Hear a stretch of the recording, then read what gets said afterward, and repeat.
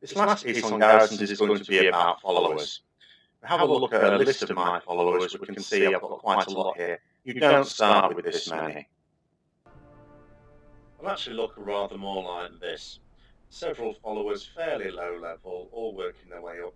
I'm level 92 at the point. I've got a few, but obviously you collect a lot more over time. All followers have abilities and traits. The abilities are things that you need to counter for the missions. So we have a look at an example mission. Here are the abilities I have to be countering to be successful on this mission. You can see in the list of followers, of all the followers that have a suitable item level, and this is another thing in brackets, sometimes it tells you the item level of the mission as well as the level. You don't want to use followers much below that, otherwise they will add nothing. But it tells me which ones have abilities that may be useful, so I can see straight away there's one ability who can counter two of them, always a bargain. 4 abilities to counter, I've only got 3 characters I can send on it. And then the other 2 I could send one here. I don't have anyone available with this one at the moment because I believe they are on a mission, which would be this one here, who has wild aggression. So at the moment I'd only be 70% successful, so I might not want to do that just yet. They also have traits. If we have a look at traits, these are things that again help them be successful on a mission depending on certain circumstances. So this particular follower is a naturalist, extra success when fighting in the forest. So if there was a mission that takes place in a forest, let's have a look, see if we can find one. No, but let's have a look at this one anyway.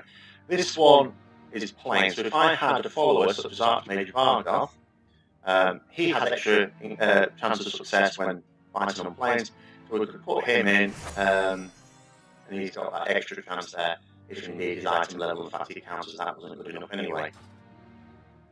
Followers need to be leveled up. They have experience bars, just like we do. Once they get to level 100, they still have an experience bar. When this experience bar gets full, they become rare quality. They still have an experience bar. When that becomes full, they become epic quality, and then that's the end of the line. All the epic ones you'll notice at level 100 are already, the only thing you can improve on those is the item level of their weapons and armour. You get these upgrades mostly from the salvage yard, which I would recommend you get if you're going to be big into your followers.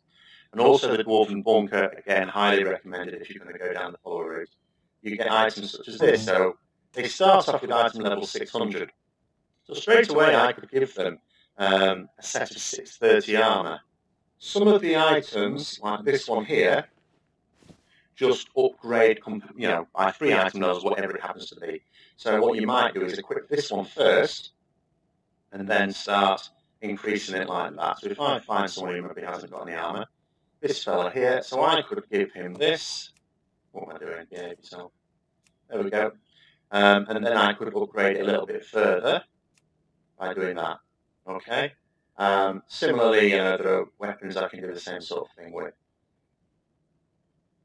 Missions give access to a variety of rewards, from simple gold to garrison resources to equipment for your followers, experience, and equipment.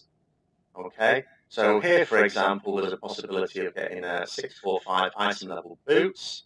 If I can have the people to counter that, so we can put those in there, put you in there. Again, we don't have our wild aggression.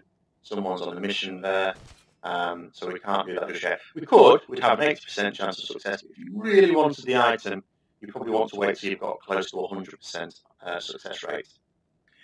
The really good thing is when you get the option for raid gear. When you're levelling up your followers, of course, you want to aim for missions that offer experience. Some of them offer more than others, obviously the lower level ones, at least of all. Now, I've got a mission in progress here, where I sent, this is worth a lot of experience, 10,000 in fact. Now, if you have a look at the follower I sent, he's the one I want to level up. The other 2 are epic, they can't level up anymore. Now, where's he gone? There he is. So 10,000 added onto that will go up several levels. Now, he's of no use on that particular mission. If you have a look at it, it's level 100 mission. But the other two were able to generate a 100% success rate just on their own. So you're able to then drop this leveling follower in. He's not going to do anything on the mission. He doesn't increase the chance of it at all. But because I know it's a 100% chance just with those other two, the mission will be successful, we'll get 10,000 experience, and he will go up several levels. It's a very quick way to level up your followers once you've already got a few high-level ones. Now, as I mentioned before, what you really want to be doing this for is the raid gear. These are the best items. You will get access to those raid items once you have access to followers with an item level of 645 or above. You can see I've got several. You don't get access to missions until you've got at least one follower at the right item level. So these 630 item level missions, for example, will never start to appear until you've got at least one follower of that item level. And even then, you're not going to be successful until you've got a few up to that item level or more. There are other ones at 615, which offer loot of this quality, about 615 item level loot for yourself. The 630 offers 645 item level loot. And of course, the 645 stuff has a small chance, but it does happen every now and then, to award you items such as this high mode normal mode item. Now I got this because at the moment in the beta I am classed as a looking for raid player. I'm looking for raid regularly, apparently. So it gives me the next step up, normal mode loot. If I was a normal mode raider, the game classed me as that, I've been doing it for a few weeks, it gives me heroic loot. If the game classes me as someone who does heroic raiding regularly, it would be mythic loot. And if it classes me as someone who does mythic raiding regularly, it would be mythic loot with some gold. Okay, so you always get something that's a bit better than the level you're raiding at, unless of course you're raiding at the top level, in which case you get a bit of extra gold. So here's an example of one of those missions that will award you raid quality loot. So what I'm looking for is to try and get up to around about 100% success rate. I've had high success rates in the past and it's not quite worked out. It's one of those things where you think, oh, like 90% success rate, great. Still 10% chance you'll fail. If it's something you really want, and these missions don't come up a lot, you really want to maximize your chances. Ideally have 100%, but for that you're going to need a very special set of followers. So at the moment I'm looking around at my followers and thinking, well, I can get a high percentage chance, not quite high enough. But if this character here had a higher item level, well, maybe then. So what I really want to do is to bung up this follower's item level. What I have here is a mission offering a very good weapon item upgrade. So I'm first of all going to carry out a mission to get this item so that I can then use it to upgrade the other follower. When you get a new mission, it's worth checking in regularly if you're going to do this. They don't go away immediately. It is use it or lose it. You cannot just keep that mission there until you've got followers good enough. After a couple of days, it will disappear, so don't hang about. But you do have like a day and a bit, at least, to do that. So now that the mission is going to be successfully completed, I can get the item. There it is. And now I can go to the followers page and use it to upgrade that particular follower's item level.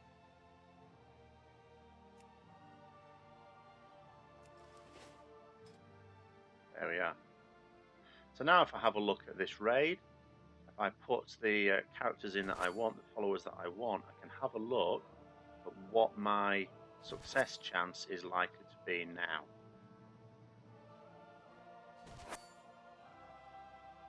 96% chance, that should be good. 1 in 25 chance of failure rather. Hopefully that will, it certainly can't get any better than that on mine. So the moment of truth is upon us. Let us see what we get. Come on.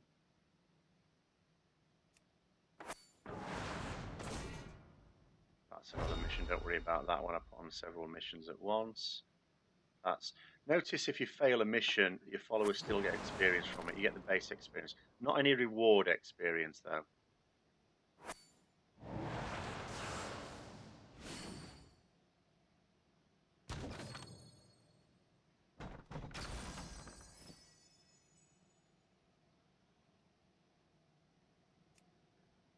Okay, so we're up now. Let's have a look. 96% chance. First one succeeds. Second one succeeds. Third one, yay! So it looks like we're going to get our Heimel loot.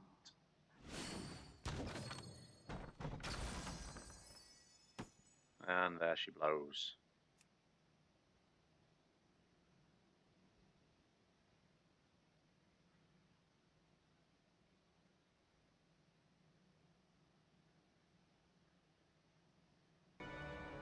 Now I mentioned the salvage yard as being quite important if you're going to follow us. It's a small building plot, so it would mean if you had this you could only have 2 profession buildings.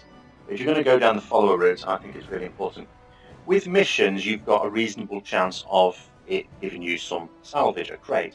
You need the salvage yard to be able to open these crates. You have to visit it, and it can give you various things. So it can give you a bit of rubbish there. Rawhide, it can give you materials for crafting. Let's have a look what's in the other one. Any hopes? No, just a load of rubbish and some greens there, some old greens. It can give you more up-to-date greens as well for disenchanting or using. There is a chance that it can give you follower items, such as these, in order to upgrade your followers. The Dwarven Bunker also gives you a decent chance of those when you put work orders in. The Dwarven Bunker was highlighted in a YouTube video I did earlier on garrisons in general. I have put links to all my guides in the comments section on this video.